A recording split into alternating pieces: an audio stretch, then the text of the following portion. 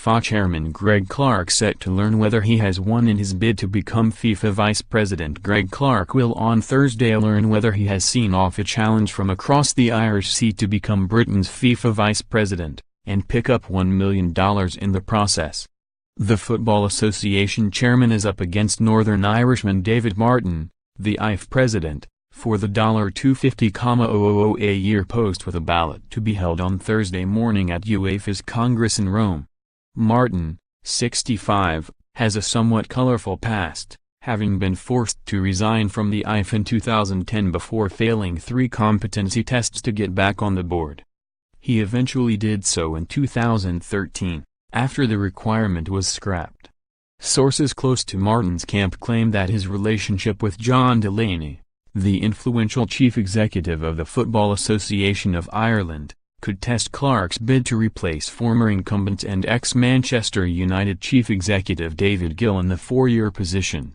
Delaney is known to have strong connections among the 55 UEFA associations who will vote, although a victory for Martin would still come as a substantial surprise. Meanwhile, UEFA President Alexander Ceferin fired what could be perceived as a warning to Manchester City and Paris Saint-Germain over alleged fresh breaches of financial fair play (FFP) rules, released by Football Leaks. UEFA are yet to decide whether to investigate, but when asked by French newspaper Le Monde if each club was dealt with equally under FFP, the Slovenian, who is seeking a second term, responded, "Everyone is treated the same way. I have no problem throwing out anyone. I am under no pressure." Elsewhere, UEFA's chief refereeing officer Roberto Rossetti has vowed to ensure that players seen making television signals in a bid to persuade officials to use VAR will be cautioned.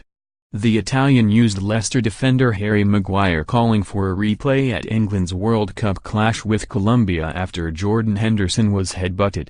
Rossetti also used Marouane Fellaini's late winner for Manchester United in their Champions League match with Young Boys Bern, which sparked Jose Mourinho's famous launching of a crate of water bottles, as an example of a goal which should have been disallowed under VAR, as the Belgian clearly handled the ball in the build-up. The controversial system will be used at the forthcoming Champions League knockout matches.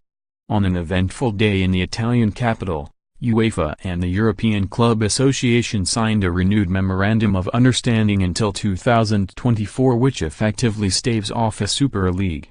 ICA chairman, Juventus president Andrea Agnelli described the decision as an important moment in the history of European football. The ICA's clubs were allegedly examining the prospect of a breakaway league, according to details released by Football Leaks and published by German magazine Der Spiegel. On Wednesday, it also emerged that Gianni Infantino is set to serve a second term as FIFA president after being the only candidate entered in June's election. The 48-year-old, who succeeded Sepp Blatter, remarked that it was a good day for football when he breezed through the lobby of Rome's plush Cavaliere Hotel, which is hosting the Congress. Former Tottenham defender Ramon Vega had said he would stand against Infantino but failed to garner enough support. During talks held earlier at the hotel, UEFA's executive committee discussed a number of issues, including the future of the usage of the away goals rule.